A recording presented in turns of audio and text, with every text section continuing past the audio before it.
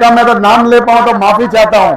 सामान्य मंच और यहां पधारे सभी मेरे भाई माताओं बहनों को मेरा राम राम। अभी साथियों आपको तो पता ही होगा कि 2 साल पहले कुंभ हुआ था जोधपुर में, और मैंने उस टाइम बताया था ये कुंभ करवा रहा कोई मतलब नहीं है।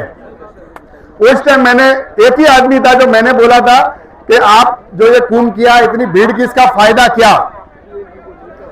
लेकिन उस टाइम पे जिनकी रोटी सेकनी थी उनकी रोटियां सेक गई।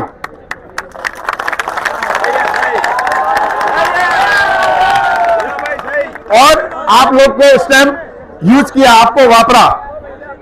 अब समाज को नहीं वापरने का है, अब समाज को वापरना नहीं है, अब हमको हमका हक लेना है। मैं उन नेताओं से भी बोलूंगा कि जो आज समाज के ऊपर जीत के तुम राजनीति करते हो, जब तुमको लगा था कि हमारी कुर्सी जा रही है, हमारी सीट जा रही है, तब तो तुमने समाज का बहुत उपयोग किया, और जब समाज को जरूरत पड़ी तुम समाज के साथ नहीं हो। आज मैं वर्तमान मंत्री ओटाराम देवासी से कहना चाहता हूं, आप सरकार में मंत्री हो, ऐसी क्या तुम्हारी परिस्थिति, ऐसी क्या तुम्हारी ये है कि आप बोल नहीं सकते हो सरकार के सामने? अरे ठुकरा दो तुम्हारा एमएलए पद और ठुकरा दो तुम्हारा मंत्री पद, और हम तुमको सराफों पे लेके भगवान मानेंगे। लेकिन कब? जब इतना बड़ा कालजा चाहिए पद ठुकराने के लिए। आप ठुकरा दो मंत्री पद और सरकार को बोलो मेरी समाज का अधिकार नहीं है, समाज के लिए तुमने कुछ किया है। पिछले 30 सालों से समाज का 30 सालों के समाज का संघर्ष कर रही है समाज, लेकिन 30 साल में समाज को कुछ नहीं मिला। दोनों पार्टी से नहीं मिला, मैं भले कांग्रेस से हूं, दोनों पार्टी से कुछ नहीं मिला। और अब लाल जी मैं आपको बोलता हूं, अगर अभी समाज और नेता लोग नहीं सुनते हैं तो आप तैयार हो तीसरा मोर्चा के लिए। जब तक आप तीसरा मोर्चा नहीं घोषणा करोगे, और तब तक मां जब तक नहीं दूध पिलाती जब तक बच्चा रोता नहीं है, जब तक तुम बोलोगे नहीं तो ये कुछ देने वाले नहीं है। ये अपनी रोटियां सेकते रहेंगे, और जैसे कि भी एक तवा माते एक रोटी एक पाए रहे तो रोटी बले रही है। अब रोटी पलटने का टाइम आ गया है। तो आप रोटी पलटनी पड़ेगी। और मैं ये भाई साहब आए महाराष्ट्र से, मैं महाराष्ट्र से था, 2 चुनाव लड़ गया हूं एमएलए का। इस बार आंदोलन हुआ था मराठा समाज का, उस आंदोलन के अंदर 10 मांगे थी लालजी भाई साहब, लेकिन उन्होंने आंदोलन किया। ऐसा नहीं किया कि उनकी गाड़ी रोक दो, कि उनको तकलीफ दो, कि उनको परेशान करो, लेकिन आंदोलन इतना बड़े लेवल पे हुआ कि उनकी 8 में से 9 मांगे मान ली गई सरकार ने। अब वो कैसे मांगी? आखिर तो देश एक ही है, कानून एक ही है। जब उनकी बातें मांग सकते हैं तो हमारी क्यों नहीं असुजी?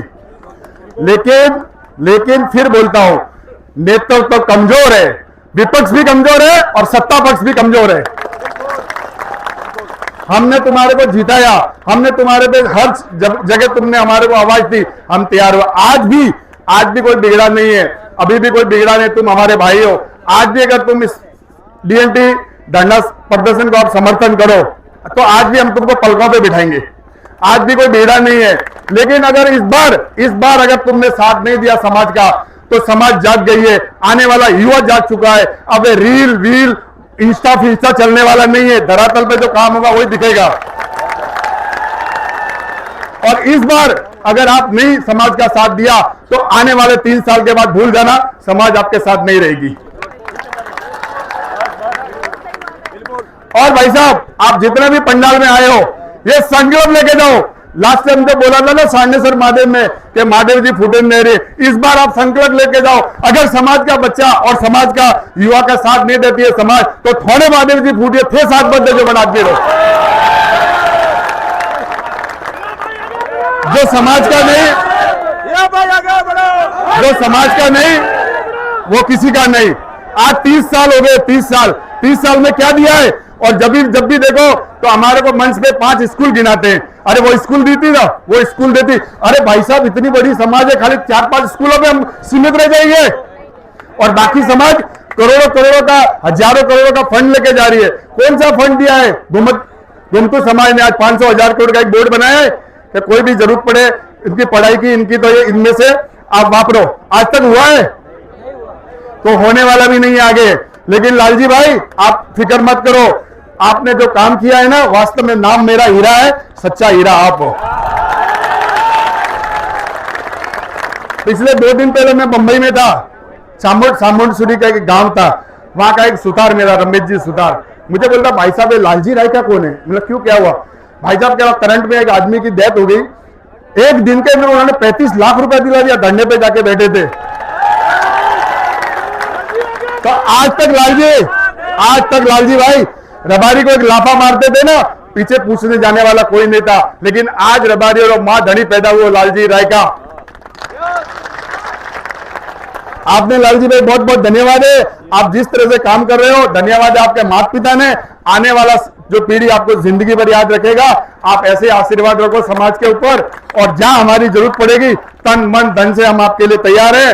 और प्रशासन भी सुन ले, अब तक तो हम बेड़ियों में बांधे हुए, जैसे भाई साहब लालजी और रतन जी ने बताया, अगर आपने हमारी बातें नहीं मांगी और हमारी बातें नहीं सुनी और हमारी मांग नहीं मानी, तो ये हाईवे ना मुंबई दिल्ली, ये हाईवे दिखेगा नहीं, ये हाईवे एकदम जाम हो जाएगा, जलने के लायक नहीं छोड़ेंगे। ये तुमको जल्दी से जल्दी प्रशासन आवे और हमारी मांग सुने, और लालजी भाई और रतन जी से जो भी तुम्हारी चर्चा वार्तालाप है और वार्ता के साथ में ये धरना जितना लंबा नहीं चले, यही मेरा निवेदन है प्रशासन से। धन्यवाद। जय हिंद, जय महाराष्ट्र, डीएनटी समाज, डीएनटी समाज।